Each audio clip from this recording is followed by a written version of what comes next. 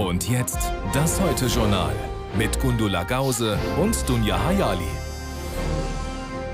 Schönen guten Abend. Nancy Faeser hat Probleme. Böse Zungen sagen, Nancy Faeser ist das Problem. Fest steht, die Innenministerin steht aus unterschiedlichen Gründen unter Druck. Das eine Thema ist die Migration, bei dem zum Beispiel überforderte Kommunen sich von der Innenministerin alleingelassen fühlen.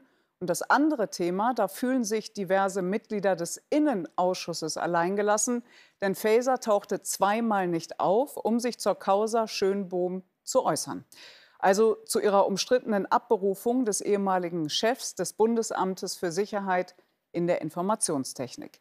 Die bisher genannten Gründe dafür, die wirkten eher diffus bis unklar.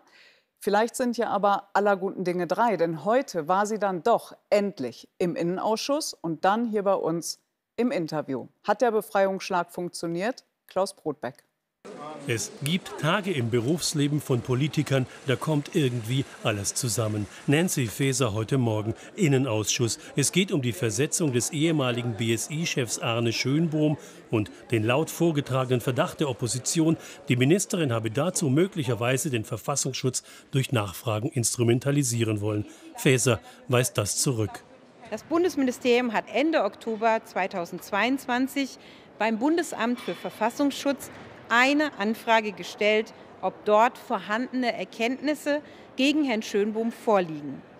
Alles andere wäre angesichts der damaligen Vorwurfslage auch fahrlässig gewesen.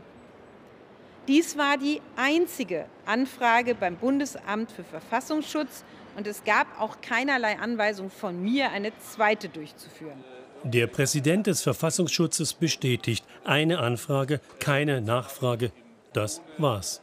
Nach Oktober 22 hat es weder von Frau Ministerin Faeser noch von anderen Mitarbeitenden im Bundesministerium des Innern noch mal Anfragen in diese Richtung an das Bundesamt gegeben. Weder ausdrücklich, noch augenzwinkernd, noch auf untersten Ebenen. Zu beobachten, die Union im Rückwärtsgang. Es ging zu keinem Zeitpunkt von mir oder unserer Fraktion gab es die Behauptung, dass das Bundesamt für Verfassungsschutz in irgendeiner Form rechtswidrig gehandelt hätte.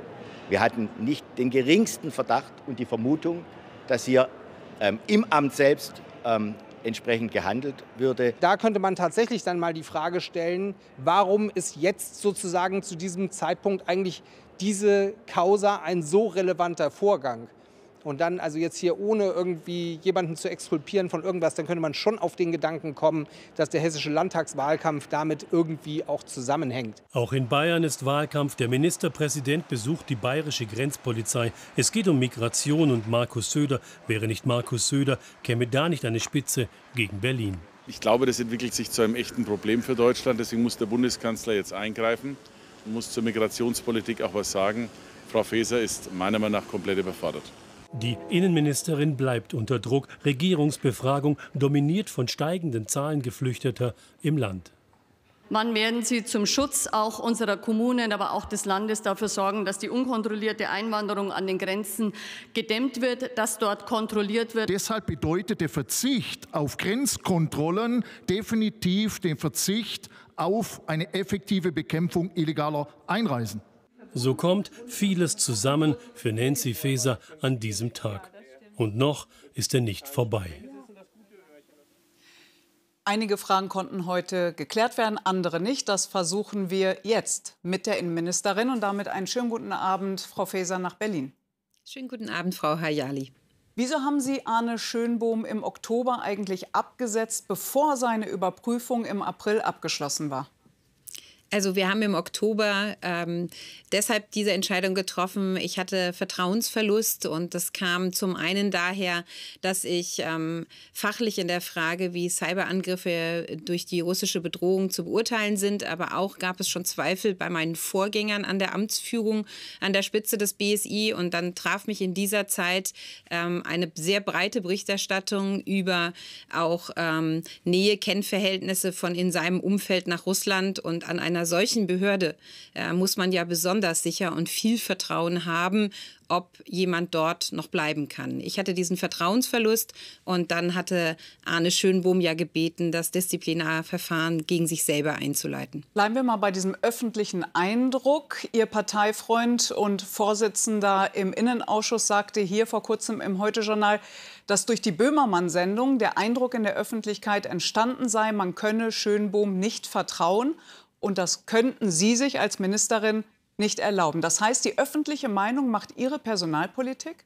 Nein, auf keinen Fall. Deswegen habe ich gerade gesagt, es gab vorher schon fachliche Zweifel, die meine Vorgänger auch schon hatten. Da hatte die Fachaufsicht schon mehrfach reagiert. Und in dieser Zeit, als ich mir nicht immer einig war über die Frage, wie die Cybereingriffe aus Russland einzuschätzen sind, traf mich eine sehr breite Berichterstattung, nicht nur von Herrn Böhmermann. Es gab auch Berichte in der Zeit, bei ARD.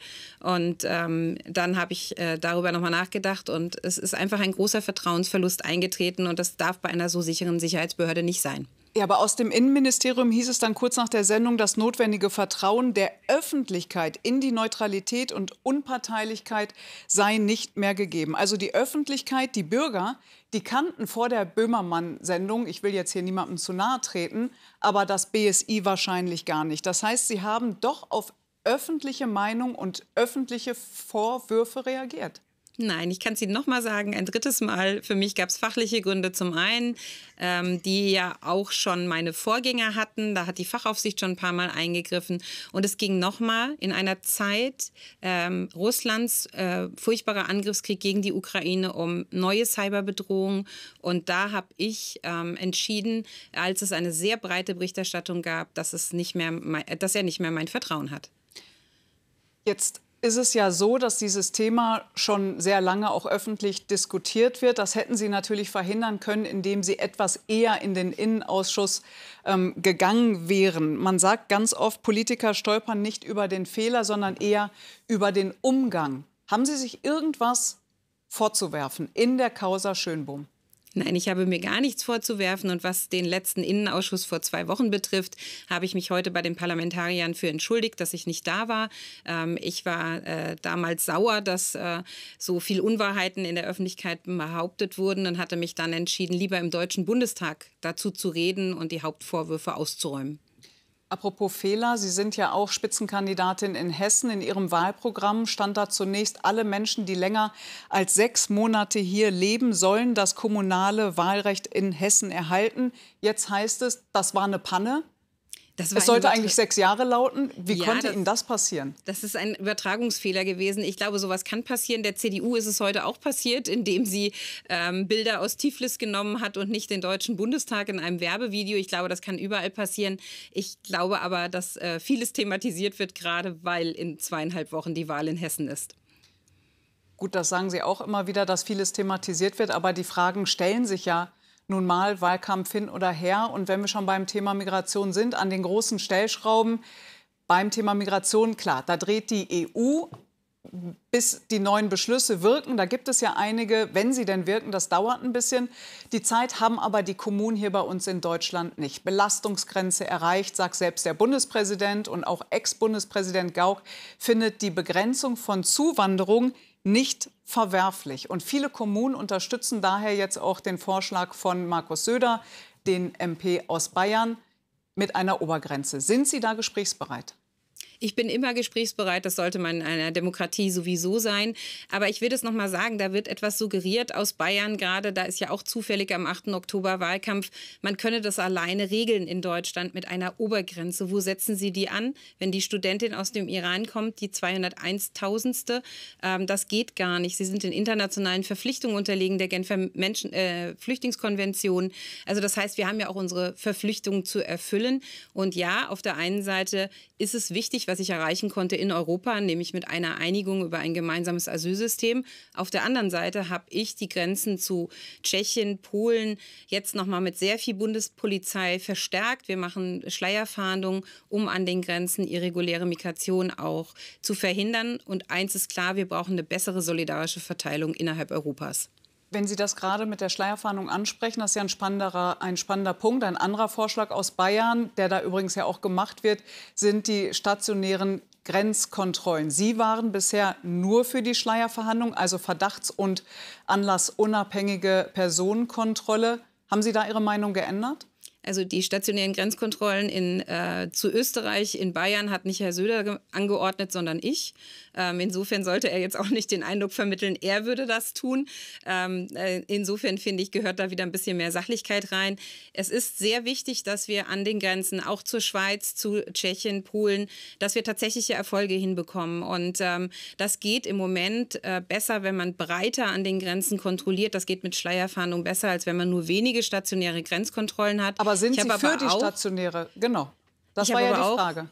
Heute im Bundestag gesagt, wenn es zum Beispiel im Wege der Schleuserbekämpfung, der ich mich jetzt auch noch mal sehr verstärkt angenommen habe, mal notwendig ist, kurzfristig zu schließen, dann kann das ein Mittel sein.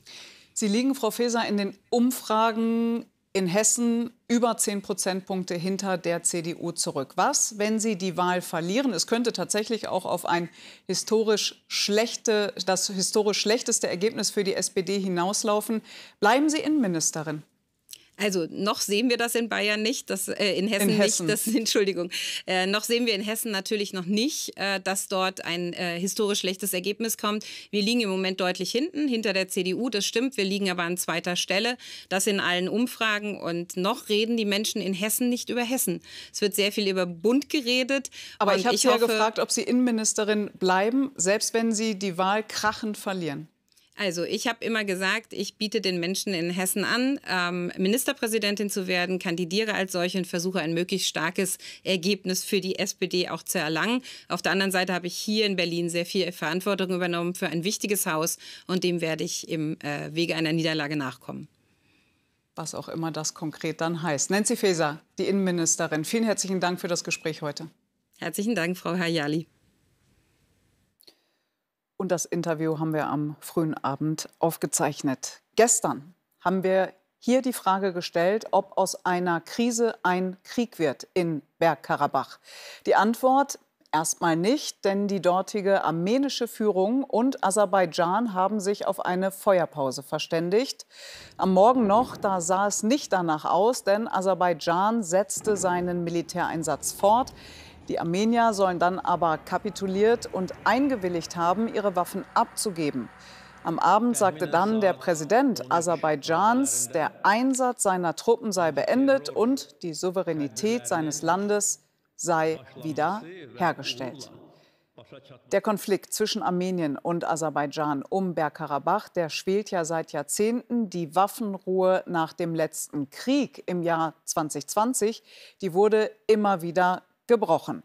Armin Körper in Moskau, daher heute die Frage: Feuerpause klingt ja gut, aber wie sehr können sich die Menschen, insbesondere in Bergkarabach, darauf wirklich verlassen? Ich denke, das können sie nicht, weil viel zu viel unklar ist. Was wird denn mit den Menschen dort passieren? Werden sie davonlaufen? Werden sie vertrieben werden? Oder werden sie vielleicht sich wehren? Das ist heute Abend alles unklar. Das war ein Tag der Gewinner und der Verlierer in der Region. Und die Menschen zählen definitiv zu Letzteren. Der offensichtliche Gewinner ist Aserbaidschans Präsident Aliyev. Sie haben es gerade gesagt, er hat per Fernsehansprache seinen Sieg verkündet. Er hat den Zeitpunkt abgepasst dafür, für diese ganze Aktion, wo Armeniens Partner verwundbar waren. Das ist Russland, das ist aber auch die Europäische Union. Von dort hörte man heute kleinlaut, man sei eben abhängig von Gas aus Aserbaidschan. Zu denen, die nicht gewonnen haben, zählt Wladimir Putin. Er feiert sich zwar als Friedensvermittler, musste aber de facto alle Forderungen von Aserbaidschan akzeptieren. Und er musste eingestehen, dass er damit nicht mehr der Herrscher im Kaukasus ist. Das führt uns zum Gewinner des Tages, Recep Tayyip Erdogan. Er hat seine Machtsphäre und seine Einflusssphäre ausgeweitet. Welche Folgen das jetzt für die fragile Sicherheitsarchitektur in Zentralasien und Osteuropa hat, inklusive der Ukraine, muss man sagen, das ist heute Abend überhaupt nicht absehbar. Alles in allem äußerst kompliziert, aber danke für deine sehr gute Einordnung, die man gut verstehen konnte. Und wir blicken jetzt erstmal nach New York zur UNO-Vollversammlung. Und da warteten ja viele gespannt darauf, ob sie sich an einen Tisch setzen würden, der russische Außenminister und der Präsident der Ukraine im UN-Sicherheitsrat, Gundula. Ja, und sie trafen nicht aufeinander. Der russische Außenminister kam erst nach Selenskys Rede in den UN-Sicherheitsrat. Dabei beklagte der ukrainische Präsident die Machtlosigkeit der Vereinten Nationen. Sie agierten mit Rhetorik statt mit echten Lösungen. Selensky drängte auf grundlegende Reformen und verlangte einen Mechanismus, um Vetos im Sicherheitsrat zu überwinden. Außerdem plädierte er für mehr Mitglieder in dem Gremium, darunter Deutschland. Selensky verließ den Rat, bevor Lavrov kam. Der wiederum machte erneut den Westen für die Spannungen verantwortlich. UN-Generalsekretär Guterres hat den menschengemachten Klimawandel für die extremen Hitzewellen und Waldbrände dieses Jahres verantwortlich gemacht. Durch ihre klimaschädlichen Aktivitäten habe die Menschheit das Tor zur Hölle geöffnet, sagte Guterres zur Eröffnung eines Klimagipfels am Rande der UN-Generaldebatte. Es sei aber noch nicht zu spät, die Zukunft zu gestalten und den globalen Temperaturanstieg zu begrenzen, unterstrich der UN-Generalsekretär. Großbritannien will dagegen seine Klimapolitik lockern. Premier Sunak erklärte, der bisher eingeschlagene Kurs bürde britischen Familien zu hohe Kosten auf. So solle etwa das Verkaufsverbot für neue Diesel- und Benzinfahrzeuge 5 Jahre später als geplant erst 2035 in Kraft treten. Am Ziel Klimaneutralität bis 2050 will Sunak aber festhalten. Jina Mahsa Amini ist posthum für den Sacharow-Preis des EU-Parlaments nominiert worden. Der Tod der 22-Jährigen vor einem Jahr hatte massive Proteste im Iran ausgelöst. Amini war in Polizeigewahrsam gestorben. Wegen angeblicher Verstöße gegen die Kopftuchpflicht war sie festgenommen worden. Zugleich hat das iranische Parlament eine Verschärfung der Strafen bei Verstößen gegen die Kopftuchpflicht beschlossen. Im Extremfall bis zu 15 Jahre Haft. Viele Frauen im Iran tragen seit dem Tod Aminis ganz bewusst kein Kopftuch mehr. Ja, und wer Hoffnung hatte, dass sich durch diese Proteste, die es ja seit über einem Jahr in Iran gibt, dort groß etwas ändert, möglicherweise das Land sogar demokratische Züge bekommt, der sieht sich enttäuscht. Dabei wäre eine andere Führung, eine andere Politik nicht nur für die Menschen im Land, sondern auch über die Grenzen hinaus von enormer Bedeutung. Denn Iran schickt Drohnen zur Unterstützung Putins nach Russland, mischt sich in irakische Angelegenheiten ein, mischt auch in Syrien mit, steht an der Seite der Hisbollah im Libanon, ist zudem eine ständige Bedrohung für Israel und unterstützt die Houthi-Rebellen im Jemen. Aber Iran denkt gar nicht daran, sich zurückzunehmen. Im Gegenteil. Er erschwert sogar die Prüfung seiner Atomanlagen und rückt enger an China und Russland heran. Jörg Brase. Überleben in der Krise. Auf der großen Kunststoffmesse in Teheran kann man in diesen Tagen sehen, wie das geht. Wenn der Westen mit seinen Sanktionen die Türen zuschlägt, machen andere ihre Türen weit auf. Chinesische Firmen sind hier allgegenwärtig, beliefern Iran mit ihren Maschinen. Schon heute ist China einer der größten Handelspartner. In der Zukunft erwarte ich, dass der Markt für unsere Produkte in Iran weiter sehr stark wachsen wird. Die chinesische Staatsführung will im Mittleren Osten eine größere Rolle spielen, Iran vom Westen wirtschaftlich unabhängig werden. So vermittelte China die historische Annäherung zwischen den Erzfeinden Iran und Saudi-Arabien. China förderte den Beitritt Irans zur Vereinigung der Schwellenländer BRICS im August. Vorher bereits war Iran dem Shanghai-Kooperationsrat beigetreten, dem auch China und Russland angehören. In diesem Sinne hat das islamische Regime einen Sieg eingefahren. Es hat sich gestärkt durch engere Beziehungen zu Russland und zu China. Das gilt auch fürs Ölgeschäft. Iran verkauft so viel Öl an China wie nie und will, wie die anderen Schwellenländer auch, seine Geschäfte möglichst nicht in US-Dollar abwickeln. Dafür, sagen Experten, braucht es neue Partner. Ein Land, dessen Wirtschaftsleistung immer noch geringer ist als die seiner regionalen Konkurrenten, kann es allein nicht schaffen. Voraussetzung sind bessere Außenbeziehungen und internationale Zusammenarbeit. Zusammenarbeit auch zwischen international Geächteten. Besuch des russischen Verteidigungsministers heute in Teheran. Es geht um Rüstungsgeschäfte und militärische Zusammenarbeit. Wir wollen eine ganze Reihe gemeinsamer Aktivitäten beschließen, trotz der Ablehnung durch die USA und ihrer westlichen Alliierten. Der Druck der Sanktionen auf Russland und Iran ist vergeblich. Dieser Druck kann tatsächlich gut fürs Geschäft sein. So macht der iranische Folienhersteller Rataplast beste Umsätze ohne Kunden aus dem Westen. Nach Beginn dieses bedauerlichen Krieges zwischen Russland und der Ukraine sind die Wirtschaftsbeziehungen zwischen Russland und Iran täglich besser geworden. Heute kommen die meisten unserer Kunden aus Russland. Ob Wirtschaftsunternehmen oder die politische Führung Irans, beide suchen und finden neue Geschäftspartner, um zu überleben in der Krise.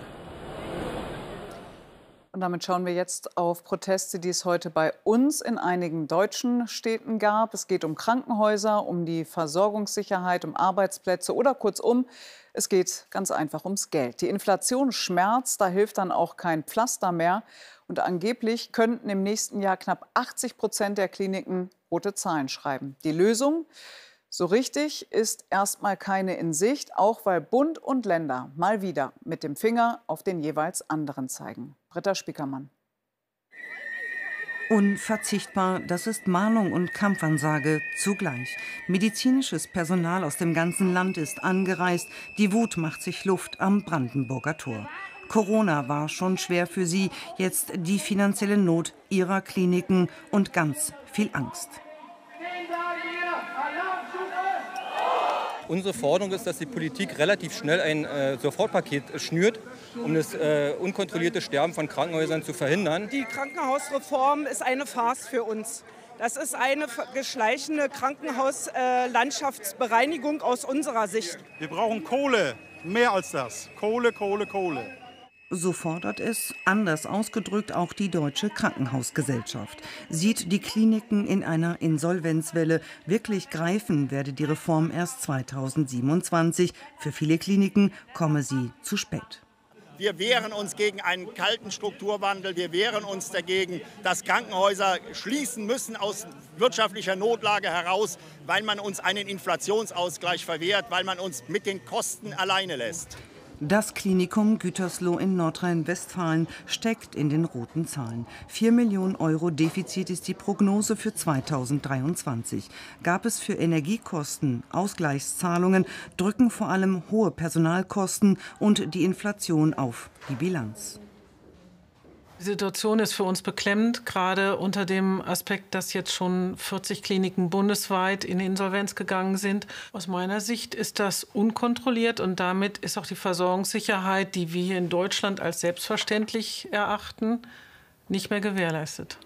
Minister Lauterbach will mit weniger Kliniken mehr Qualität sichern. Das ist sein Versprechen. Unumgänglich aus seiner Sicht der Abbau von Überkapazitäten. Das Hauptproblem ist, die Kliniken füllen sich nicht mehr. Wir haben so viele Kliniken, wir haben ja die höchste Klinikdichte in ganz Europa. Es sind nicht die Fälle und es ist auch nicht das Personal da, um 1700 Krankenhäuser mit hoher Qualität zu betreiben. Und verweist darauf, dass die Länder entscheiden müssten, welche Klinik überlebt und welche nicht. Es ist ein schmerzhafter Schwebezustand für Personal und Patienten. Wichtiges Thema und bei uns später dann im Heute-Journal-Update dazu dann auch ein Gespräch mit dem Vorstandsvorsitzenden der Deutschen Krankenhausgesellschaft, Gerald Gass. Und hier geht es jetzt erstmal weiter mit Gundula und Meldungen aus der Wirtschaft. Die Finanzmärkte haben an diesem Mittwoch mit Spannung auf eine anstehende Zinsentscheidung der US-Notenbank Fed gewartet. Und die kam um 20 Uhr wie erwartet. Die Währungshüter lassen ihre Zinsen unverändert bei der Spanne von 5,25 bis 5,5%. Zugleich gehen die Erzeugerpreise in Deutschland in hohem Tempo zurück. Sie fielen im August im Jahresvergleich um 12,6%, so deutlich wie noch nie seit Beginn der Erhebungen. Valerie Haller an der Börse, wie erklärt sich das und was heißt das für die weitere Preisentwicklung? Nun, die Herstellerpreise fallen so drastisch, weil sie im Jahr zuvor aufgrund des Ukraine-Krieges im Rekordtempo gestiegen waren. Statistischer Basiseffekt also. Die Preisschocks sind ja auch erst mal überwunden. Spürbar günstiger geworden ist Energie, Strom sogar um 43%. Nahrungsmittel hingegen bleiben teuer. Zucker kostete im August sogar 87% mehr. Ein gemischtes Bild also. Aber unterm Strich nimmt der Preisdruck im Gewerbe ab. Das heißt, es müsste damit auch zu einer weiteren Abschwächung der immer noch hohen Inflation kommen. Das ist richtig. Die Chancen steigen zumindest, dass die hartnäckige Inflation sich langsam abschwächt. Die Erzeugerpreise sind ja sozusagen ein Vorbote für die Verbraucherpreise. Ein Warnsignal jedoch ist der Ölpreis, der zuletzt wieder gestiegen ist und sich auf einem mehrmonatigen Hoch bewegt. Auch steigen die Löhne. Schätzungen zufolge sollen sie kommendes Jahr sogar deutlich anziehen. Viele Ökonomen gehen davon aus, dass die Inflation in den kommenden Monaten nachlässt. Allzu große Sprünge darf man aber vermutlich nicht erwarten. Vielen Dank, Valerie, für die Einschätzung. Die Folgen von Kinderarmut machen sich in deutschen Klassenzimmern immer stärker bemerkbar. Das ist das Ergebnis einer Umfrage der Robert-Bosch-Stiftung, die heute zum Weltkindertag vorgestellt wurde. Fast ein Drittel der Lehrkräfte beobachtet demnach Schüler, die ohne Frühstück in die Schule kommen oder nur unzureichendes Schulmaterial besitzen. Besonders häufig nahmen Lehrkräfte Konzentrationsprobleme bei Schülern wahr. Die zweifache DDR-Olympiasiegerin im Speerwurf, Ruth Fuchs, ist im Alter von 76 Jahren in Jena gestorben. Ihr erstes Gold gewann sie 1972 in München, 4 Jahre später dann in Montreal. Als erste Frau warf sie den Speer weiter als 60 Meter. Später gab sie offen zu, gedopt zu haben. Nach ihrer Sportkarriere ging sie in die Politik, saß in der Volkskammer, im Bundestag und im Landtag von Thüringen für die Linke. In der Fußball-Champions League war Union Berlin am Abend zu Gast bei Real Madrid. Einige hundert der 4000 angereisten Berliner Fans kamen allerdings zunächst nicht ins Stadion wegen Problemen bei den Einlasskontrollen. Das Spiel gewann Real sehr spät mit 1:0. Alles vom ersten Champions League-Spieltag um 23 Uhr hier im ZDF-Sportstudio. Und wir haben die Gewinnzahlen vom Lotto am Mittwoch. Sie lauten 3, 18, 21, 24, 33, 42, Superzahl 2. Weitere Gewinnzahlen auf lotto-zdf.de und im ZDF-Text auf Seite 557. Es ist ein royaler Besuch mit Verspätung. Großbritanniens König Charles und seine Frau Camilla sind in Frankreich, um die Freundschaft beider Länder zu stärken, die nach dem Brexit Spannungen ausgesetzt ist. In Paris gedachte Charles gemeinsam mit Präsident Macron der Toten beider Weltkriege. Der 3-tägige Staatsbesuch war für März geplant und musste wegen der Proteste gegen Macrons Rentenreform verschoben werden. Zur Stunde gibt es auf Schloss Versailles ein Staatsbankett mit mehr als 150 Gästen. Dann haben die gar nicht das Heute-Journal geguckt. Komisch. So, auf den krönenden Abschluss folgt jetzt hier das Auslandsjournal. Dort sehen Sie unter anderem eine Reportage über Sonderermittler in der Ukraine, die sich auf die Spur von Kriegsverbrechern gemacht haben. Und gegen 0:45 Uhr ist hier wieder Zeit für unser Heute-Journal-Update mit Nazan Gökdemir. Das war's von uns beiden. Machen Sie es gut, wo auch immer Sie sind. Tschüss, bis morgen.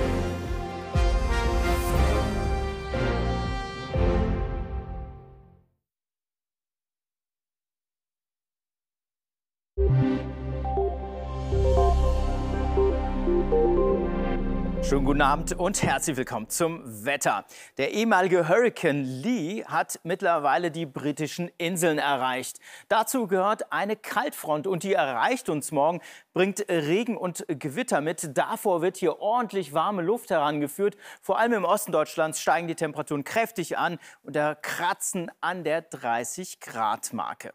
Schauen wir in die Nacht und da gibt es vor allem im Süden Nebel in Gewässernähe an Main und Donau zum Beispiel. Ansonsten klart es häufig auf und die Temperaturen gehen zurück bis auf 9 Grad hier Richtung Vogtland und 18 Grad ganz im Westen am Niederrhein. Häufig Werte um die 15 Grad Marke. Es ist also noch eine relativ milde Nacht. Morgen dann erst einmal fast überall Sonnenschein, auch im Westen. Und dann verdichtet sich hier die Bewölkung, Regen kommt auf, Schauer sind dabei und einzelne Gewitter. Das Ganze verlagert sich bis zum Abend dann allmählich in die Mitte Deutschlands. Ganz im Osten und im Südosten merkt man wenig davon, da scheint verbreitet die Sonne. Temperaturen dazu, höchste Werte bis 29 Grad hier Richtung Berlin und 20 Grad in der Eifel, also nochmal ein richtig warmer Tag. Aber in den nächsten Tagen geht es deutlich wechselhafter und kühler weiter.